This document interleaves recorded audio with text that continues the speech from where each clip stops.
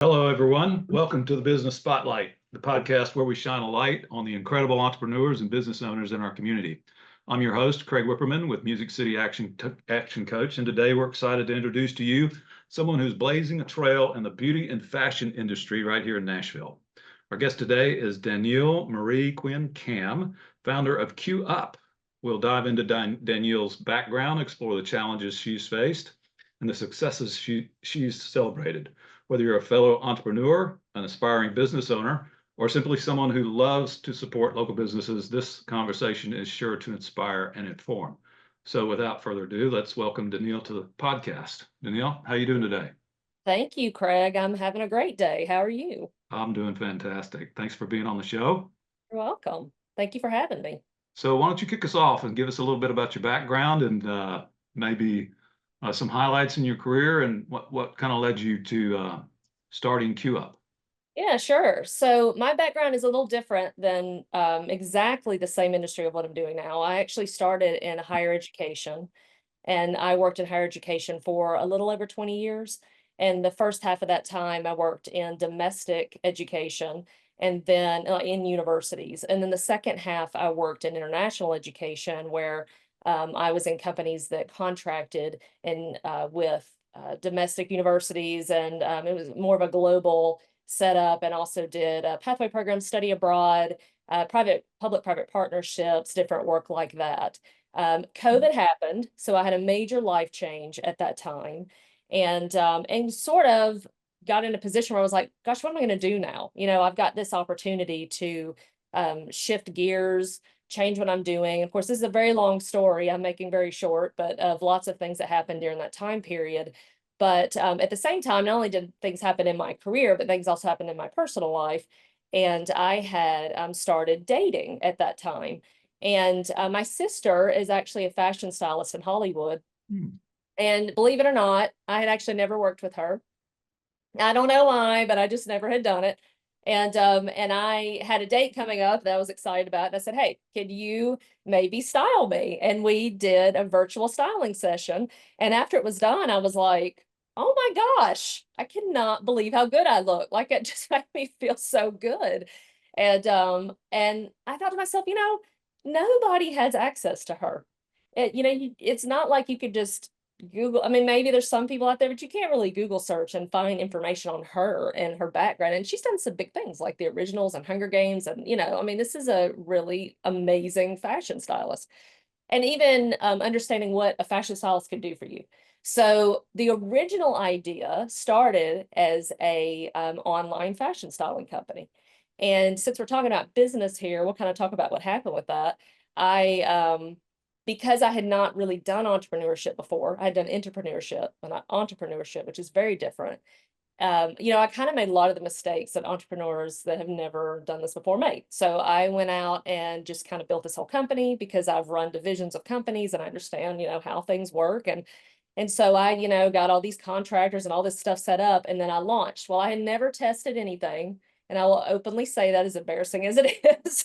I really had not tested it. I mean, I'd asked some people, what do you think? But I had not actually done real testing. So when we launched, I ran into quite a number of issues. I still to this day think it's a great idea, but I did not anticipate some of the challenges that I would run into. So I sort of stepped back away from it. And again, this is a whole long story of my life and how I did this contract and then went back to Q Up, and this other, and then went back to Q Up. And I just kind of did this up and down game, I guess, with it. And then eventually, at some point, I decided, okay, it's time to get serious about this. And around the time I did that, I thought more about my history. I've relocated for jobs, and every time I went to a new city, it's really hard to find new people to do your hair, to do, all these different services that you need. So I thought, well, actually, what we could do is make this bigger than just fashion styling. We could actually take something like this and connect people. So so for example, if you go Google search for a niche in a specific, like, let's say you want to do, I want to get blonde highlights or tight line method extensions. Google will give me salons, but it's really hard to find information on the actual stylist. So, and that applies in a lot of spaces. So I thought, you know what, we could do something bigger. We could solve this problem. And so from there, I started getting involved in the Nashville Entrepreneurship Center, which is amazing, by the way. Anybody that's looking to get into entrepreneurship should definitely connect in with them. And was introduced to advisors, and just, it has been something. And I started that about a year ago. And then today, I guess it's been about 2 months now, we actually we have launched the front end of the software, and we're in testing now with that, but it is live and people can sign up for it at this point. So that's a little bit of the journey. I hope that wasn't too long of No. what sort of got me here. And so I feel like I have a lot of training in the running of a business, but this whole like starting from scratch and bootstrapping and getting something off the ground, it's something very different. And it has been quite the experience and journey, but I am learning a lot and enjoying it, even though there's a lot of, hard times too, but that comes with growth. And yeah, so here I am. Yeah, that's fantastic. Well, you aren't kidding. Starting something from scratch. Well, start even, you know what, I will tell you, even going out and starting a business that already has a, like a franchise or whatever, it's not easy. You don't just open up and, customers start coming. That's a grind. But I do believe starting something from scratch, like what you're doing, is, I don't know if it's an order of magnitude more challenging, but there's certainly a lot more to it, because to your point, it hasn't necessarily been tested anywhere yet, right? Mm. At least with the franchise, it's kind of been proven. All you have to do Right. is kind of follow the model and go out there and do it. But when you're starting something from scratch, it's a whole new idea. And as much as maybe you like it or your friends around you like it, it doesn't matter. It depends on what the market likes. If the market accepts it, and then things can take off. And I don't know, because, and I'm speaking to you from a little bit of experience, because I myself was with a startup before I entered into the role that I'm in now. And but it's a long story, and I'll make it very short. The runway that we had to launch this kind of new cutting edge, well, leveraging this cutting edge technology, was really too long, and we ended up, cutting ties and saying it's time to move on because we put too much into this. But the grind you know, is not simple, not easy. And to have I will tell you, to have good advisors around you, and people who will tell you like it is instead of telling you what it is you want to hear, makes a big difference. And it sounds like you got some good coaching and advice over at the Entrepreneur Center.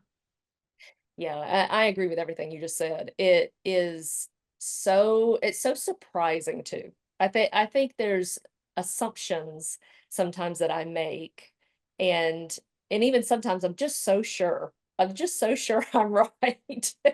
And then we get into it, and then I realize, oh my gosh, I was totally wrong. Like, I didn't get this right at all.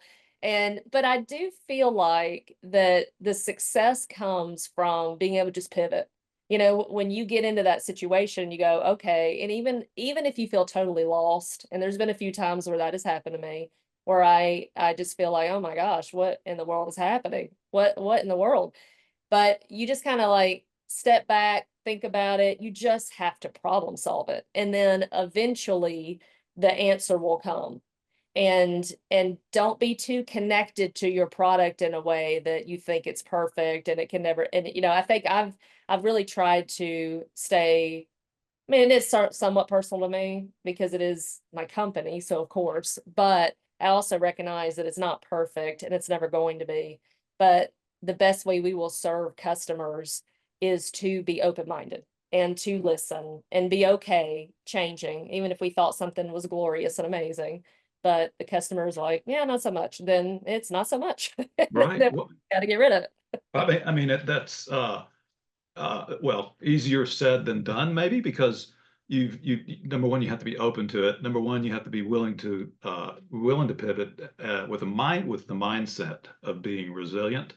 And it's funny because I just saw a quote yesterday by, of all people, Winston Churchill, who said that success is stumbling from failure to failure without a loss of enthusiasm. And I'm like, Mhm. yeah, that pretty much describes, any kind of like what you're doing, in a startup role. You just have to keep moving and keep going and kind of be fearless about it. Do you agree that you have to have a certain mindset Oh, embodied or adopted into your playbook to make it? I do. And if I could add something to that a little bit, and of course I'm just speaking from my own personal experience. So but I think, and I feel like I apply this to life in general. I think when you're getting a lot of no's, and there's a difference between something that's a no that you can overcome and a Mhm. no that is a no, no, no, no, no, no, constant. If you're getting a lot of no, no, no, no, no, no, no, no, no, then you're not on track. You're not where you're supposed to be. You're not on your journey. It's wrong. But if you're getting yeses and then you're getting a no, but then you overcome that no, and then you get a yes, and then another yes, and another yes, if that's happening, then I feel like you're on the right path. And as long as you're on the right path, you do have to just keep going. But then you have to believe it. And I feel like that's something that's really hard in entrepreneurship. And I think it grows as the company moves along, as as we prove to ourselves that, oh, this is happening, and I'm getting a lot of yeses, or I'm overcoming these no's. And then you prove to yourself more and more and more, this can make it. Then we become more confident, or at least that has happened to me through this process. But I Right. don't even think for 1 second of one day that this is not going to make it all the way. I am so confident and so sure that it's going to make it that you could not tell me otherwise, no matter what. But I think I feel that way because I feel like I prove it to myself all the time, that Mhm. because of these doors opening. I'm just sure of it, that this is right. So Yeah. Well, that's yeah, so I just think you have to be reflective of what's happening around you. And if it's all saying yes, then okay. right. And having confidence in it, um, I mean, so that you can see it, right? You can see it. I mean, honestly, you can see it, and you know it's going to happen. You absolutely have to have that commitment to it, I think, to be able to make it work. Why don't you share with us? You kind of teased us a little bit with your experience with your sister, and how you didn't, you didn't ever really work, think about working with your sister, but she offered that service to you. How is, and the name of the product or the service is Q Up, right? Is that right? That's correct. How did Yes. Q Up emerge from that first engagement with your sister to kind of where your vision is now?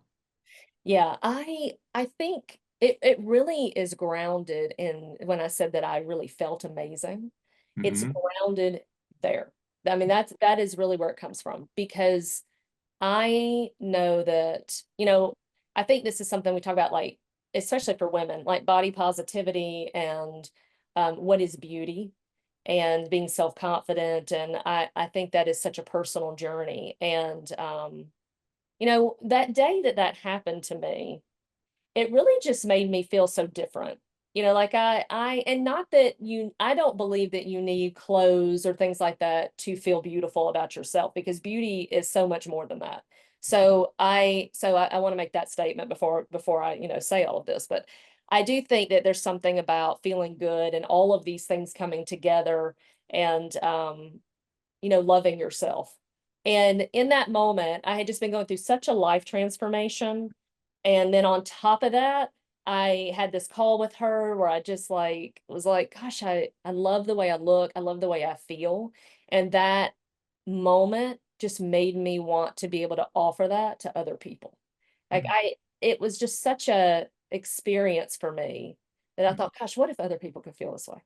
What if women that don't feel good about themselves, or they're little, self-conscious about something, and we could actually help them and help them feel better and help them be more confident and love themselves more, and all of these things that we all need. We could do that. Like Q Up can do that. And I think that the root of the company comes from there, comes from that place. That's how it Interesting. started. That's how it Yeah. started. And then from there, it just was like all these other things, oh, relocation, I needed more people. And, well, gosh, you can't find them on Google. And then you got, it's sort of all these little other things trickled along Hmm. that kind of came into the picture, thinking about, okay, that's, that's what we want to make happen, but how do we make it happen? And is there a means that we can that people will use. And then I thought, well, yeah, actually there is a way to do this. So, and then of course that was the fundamental thinking behind the build when we started building what we did. Right. And so explain to me the platform then. It's and who's it targeted to? The Yeah. obviously females, right? Who are Well, anybody okay. can use it. We are a social media or social networking platform on the front end.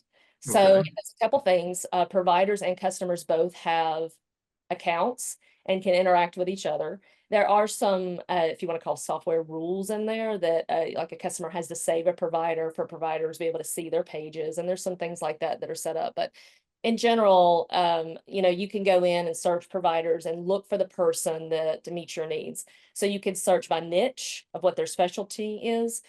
The provider themselves can receive professional endorsements from other professionals. So you can kind of see, are they respected by other professionals in their industry? Customers can leave reviews. They have gallery, they have activities that they can post all the time on what they're doing. They have intro video. There's quite a lot there that they can take a look at. We have plans to expand that in the future where there's more information, but as of right now, that's about where we are. The customer themselves has an account. They can save, upload pictures of their results and tag their provider. And so that's a little bit of the back and forth that goes on the front end. We are building a back end. We're in the middle of building it right now, and that will be the business management section of this for the provider. And that's where they can book appointments. They can run their, credit cards. They can basically just manage their business. And we're building it in a very simplistic way, where basically, if you are a hairstylist and you're going to rent a space and you're going out on your own, you can sign up for Queue Up, and here it is. You can go run your business. You can do everything from there. So that is the longer term goal, which isn't that far away. But we're, like I said, we've launched the front end. We're in the middle of testing. It's small right now. We have about 50 people on the platform that we're, getting feedback and kind of seeing where it is and what we want to do from there. But yeah, that's the plan, and that's what the product will be once we get it moving. And really any service provider could utilize it. It's pretty general and serves a lot of people. And as I said, it's a two-sided marketplace. So the goal is to bring customers and providers into one place.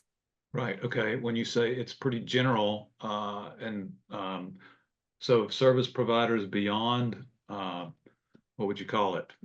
Beauty and fashion, or what kind of, how general is it? Is the environment? They could. That we are niching in beauty and fashion. That's where our primary space will be. But it doesn't necessarily mean the way the system is set up that only beauty and fashion providers Oh, can I use see. software. Like, it's certainly usable for anybody. I wouldn't say anybody because it depends on industry, but in general, if you're, having services that people need to, book, and you have invoicing and all that, I mean, it can do the basic functions of that type of need. But we are very focused in the niche of beauty and fashion. I That's see. where we will spend our time. I see. And so you have 50 people, meaning 50 consumers of services testing, Providers, we are and focused on provided providers. providers as well. We are Okay. focused on providers right now, Yeah. because we need to build this side before we go out to market for customers. Hmm. We don't want customers to show up and go, there's nothing here, and then Yeah. come back. So Right. right now our focus is on building provider network Mhm. and helping them in that space. And then once we get to a place that we feel pretty good about the number that we have there, and that we have a resource that is uh, solid for a customer, that they feel like they go on and they get what they need, then at that point we'll start advertising towards customers. I see. And then, so can I either go to a shop and get taken care of, or maybe experience something like you did where I get styled online? Or is there that vast array of methods to consume the service? So that depends on the provider. Mhm.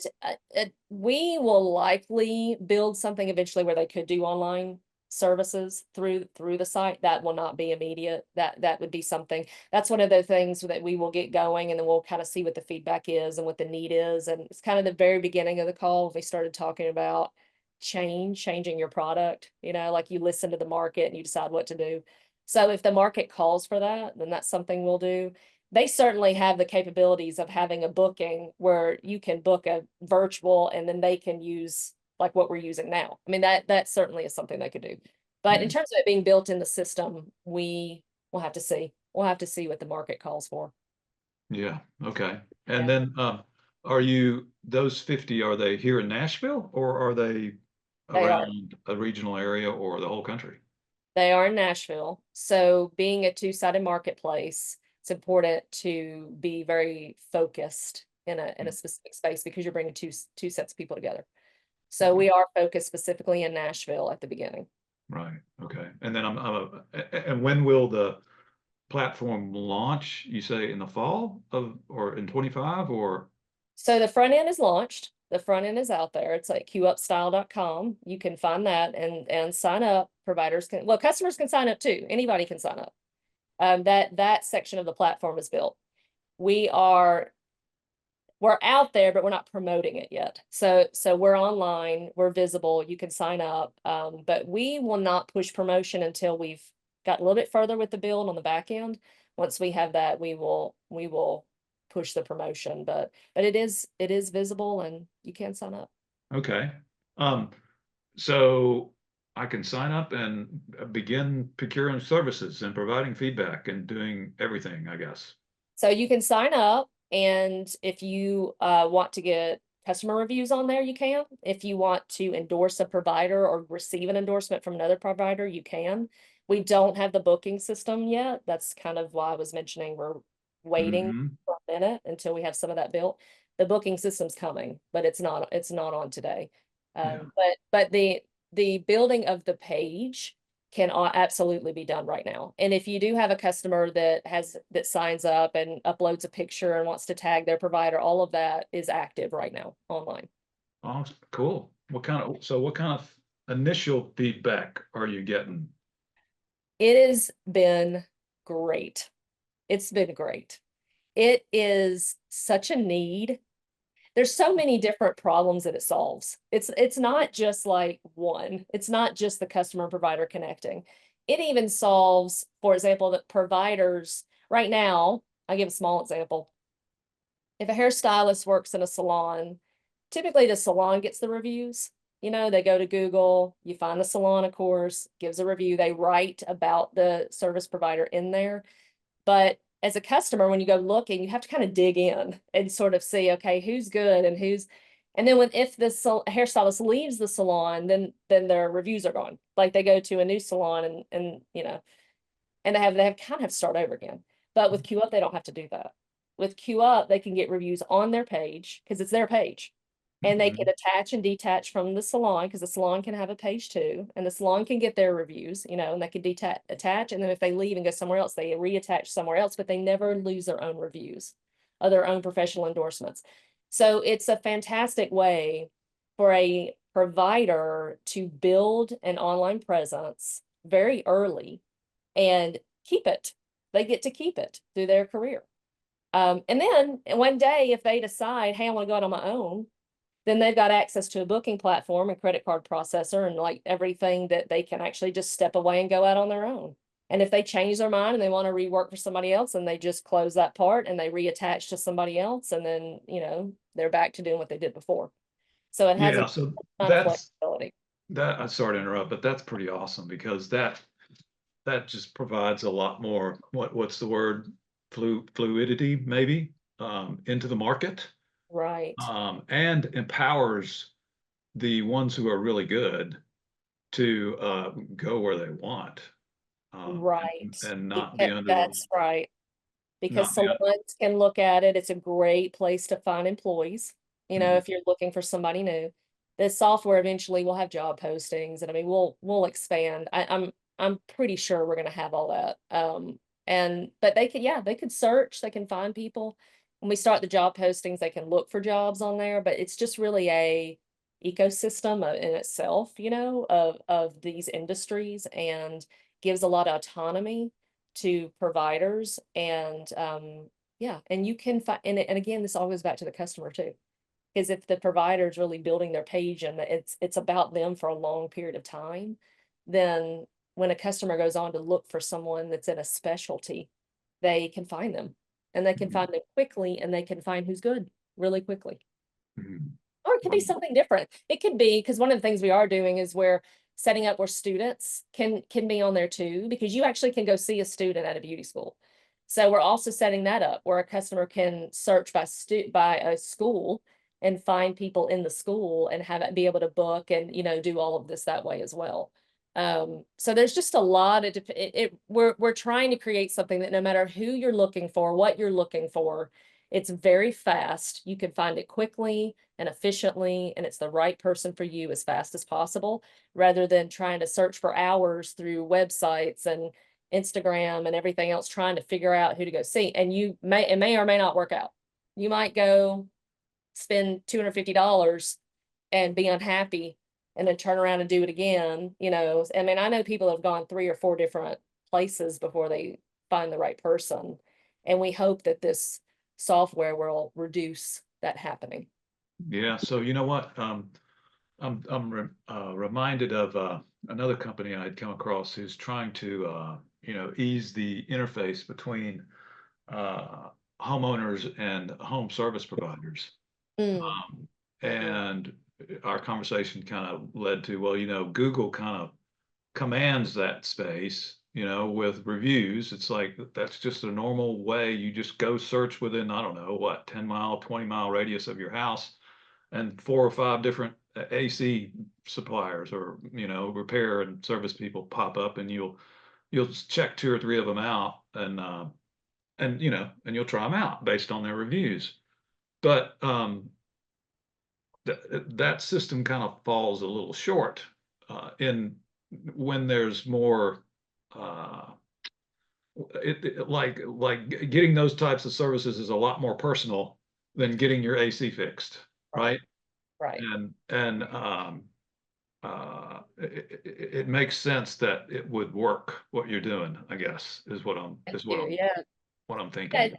it's been interesting as people have been signing up, and I say, you know, we're in a testing phase. We're just trying to make sure all this makes sense. It's been interesting to see you can see just the difference in providers already. Even having 50 on there, if you go through them, you can kind of see their specialties are different, their style is different. So much, even what they write about the environment a customer could experience with them. You know, there's some people that are very extroverted that like to talk, that if that's what you're looking for in a hair appointment, for example, and you want to talk and you like it, then you need to go to that kind of provider. If you're someone that doesn't and you like a lot of quiet where you don't talk at all, well, there's providers that enjoy doing that. So, I mean, it is so personal, and we don't get that on Google. We don't get that from a salon website. I mean, maybe there's some out there that do it, but very few. It's you know, this is a whole nother level of detail to help people find who they want to work with or should Yeah, work with. that is yeah, it makes sense. It makes sense that number one, you can come up with the idea and have so much passion in the belief that it will work, you know? So share with me what's kind of been some of your biggest challenges to this point. Mm. Well, I can share. So one of the biggest challenges, believe it or not, which I thought I had this figured out, is who is the first adopter? Mhm. Who is the first adopter? Because I had this idea that it would be the really experienced stylist for, you know, I thought it'd be the person that has 20 years, that is all over Instagram and every, you know, is really into these softwares and all that. And so when we launched sort of the soft launch, you know, I had a lot of contacts like that, and I found that that's not it at all. That is not it at all. And in fact, I actually got feedback from people that felt at this point, because, you know, Q Up isn't out there yet. You know, we don't, it's not a moving software that's you know, where we've got customer, it's not moving yet. This is just very initial stage. So I heard things like, gosh, I'm already on Instagram, I'm already having to do all these posts. It's just another thing for me to have to check. And then some of these really established people, they don't really need it, right? They don't need it. They're already so established that they are turning people away. So it's kind of like, do I need to get on something else, especially when it's in the state that it's in right now when we're just launching, which was such a surprise, which now that I've been through it, I kind of think, well, that's really logical, actually. But when you're deep in these things, it's kind of like you can't see the forest for the trees. And so I assumed that's who it would be because they're on all this stuff. But I found it to be the opposite. The people that are the early adopters that are really interested are actually people that are getting their career started, that are like, hey, this is something I could do right now and build with this, build my career with this. And I did not expect that. And again, logic would say that would make sense now that I'm on the other side, and I'm like, oh yeah, I see that. I should have known that. But at the beginning, I mean, I guess this is to the point of what we're talking about, business changing and evolving, you got to switch, is that I've made a lot of assumptions like that I thought I knew. And then I got out there, and I remember when I first soft launched this, I was like, what is happening? Nobody is getting on my software. Like, what is happening? And the reality is, I think all those people are going to be on this software. It's just not today. It's just Mhm. not going to be today. And that's okay. That's what happens with launching companies. Your customer evolves. But you have to find who's the one right now for the version you're in that makes sense for you today and that you can serve the best. And Mhm. what I've learned in this rollout is actually who we can serve the best are people that are just getting started, which I love. I come from education. I love it. I love working with students and early career individuals that are just getting out there and trying to make it happen for themselves. That's fun. It's a fun time period. So it actually ended up being a really great thing. But Mhm. but I didn't know it. I didn't know it till it happened. Yeah. Well, and that does make sense too, because you got to figure a lot of people who've been doing business the way they've been doing it for some time, unless there's some big reason for them to, use the platform, Yeah. they're stuck in their ways unless, it makes life so much easier for them or there's so much value. And to your point, people will grow into it, or your users will grow into it, and it's significant. And those folks will reach benefit much more quickly, Mm, right, than they right. would have had they gone the other way. But people who are already in it and in the old system and are benefiting from it, uh, the value may not be initially, uh, you know, something that they realize Right. is Right. achievable. So We see this. Facebook did this. Facebook started with students and that's right. very young people, and then it grew into something else and something else. I mean, that's what happens with companies. They reiterate their customer changes, and I don't think I'm certainly not the first to come along that has found this to be true in the way they're building their business. I don't, again, I feel like now I'm like, why did I not think of that? But but yeah, it's a great example of when we're just talking about starting a business, how you just kind of got to be ready all Mhm. the time that your assumption is not always right. And that's okay. Mhm. That's okay. What you can't do is sit in it and wallow in it and be like, oh, no, Yeah, like, oh, I can't believe this happened, and then get stuck and go nowhere. I mean, that's not going to fix anything. Your customers out there, you just have to figure out who it is. And then when right, you do, great, because you want to service the people that need you. That's the whole point that's the whole point of your business, is to serve other people. And as long as you say on that focus, I want to serve others, but who is it that needs me? And you find that person, then I mean, you're great. I mean, what more could you ask for? right, right. No question. So then what's your vision for where you're going to take it? Um, what's the 5-year plan? What's your ultimate dream? I got big dreams. Got big dreams, Craig. Yeah. I I want to take it as I'll just say I want to take it as far as we can take it. I, you know, things change so much all the time. Every year it feels different. Today is so different than a year ago. I was like, how in the world am I going to build this thing? It's like so much changes. And I imagine this just being like a household name that when somebody gets, they're like, gosh, I need a hairstylist. I'm gonna go look on Queue Up. Or I need an esthetician. All right, let me run on Queue Up and see who's available. I imagine it being very interactive, a lot of activity on it. I really would love to see us just be the go-to for all things fashion and beauty one day. That it may be more, maybe we expand further past fashion and beauty. I mean, I guess it just depends on, how far out we're talking, um, but I don't know. I think the experience I've had so far is like, if you just keep problem solving and moving it forward and making good decisions, and as many as you can, they're all going to be right. But who knows? I mean, the possibilities really are endless if you've got a good idea and Mhm. you just keep moving it. So I don't know. I guess we'll see where it goes. Yeah. Have you thought about what your oh, I don't know, what's your ultimate, like, what is it, vision? Like, oh, I don't know. Do you queue up around the world, or Yeah. queue up around, across America, or I don't know. Oh, definitely global. It Yeah. absolutely can be global. Yeah, I have done my homework in terms of this need in other countries, and I think that comes a little bit from, I worked in international education for so long too, that I just have a good sense of international business, and I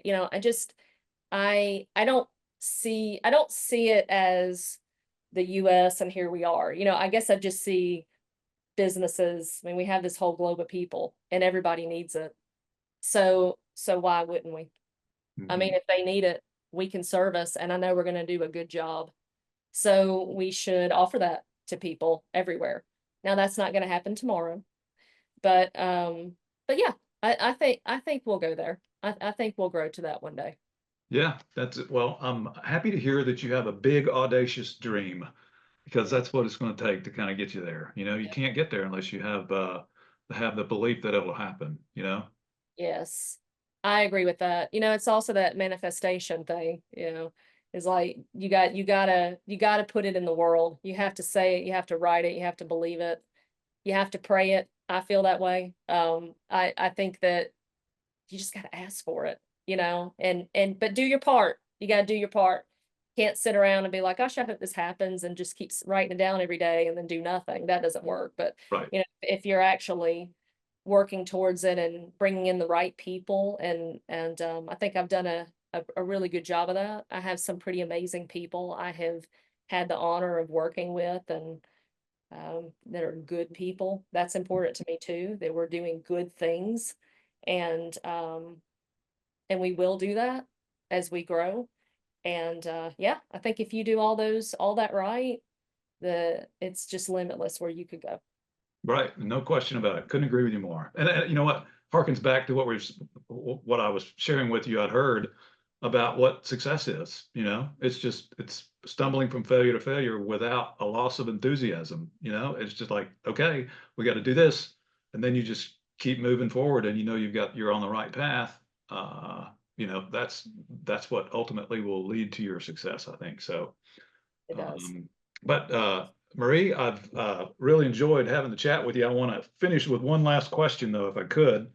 And this relates to, like, resources maybe you've relied upon, either early in your career, as it relates to maybe a certain author, or maybe a certain book that you've read some time ago that you maybe have gone back to consistently. It's served as a foundation for you, or maybe something recent that has caught your eye, that has provided a lot of insight.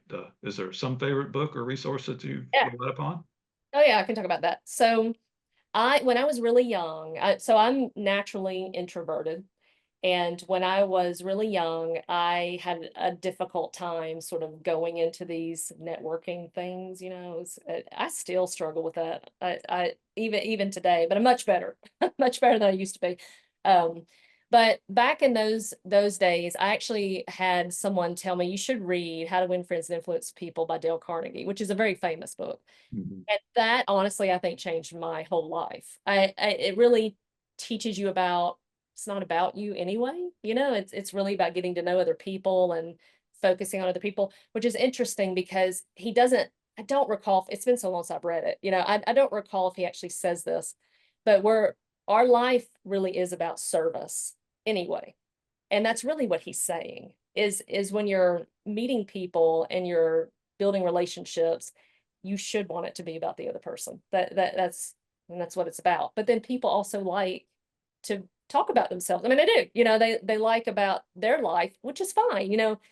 And if you have a genuine interest in someone else, then that works. And I started using his techniques. And then not only did it help me to communicate better with people, and that continued throughout my career, but I actually enjoyed it. You know, I started to realize, gosh, I'm learning all this stuff about people and I'm connecting with people, and I don't know, it just changed me in a way, you know. So I think that book was really significant for me when I was young.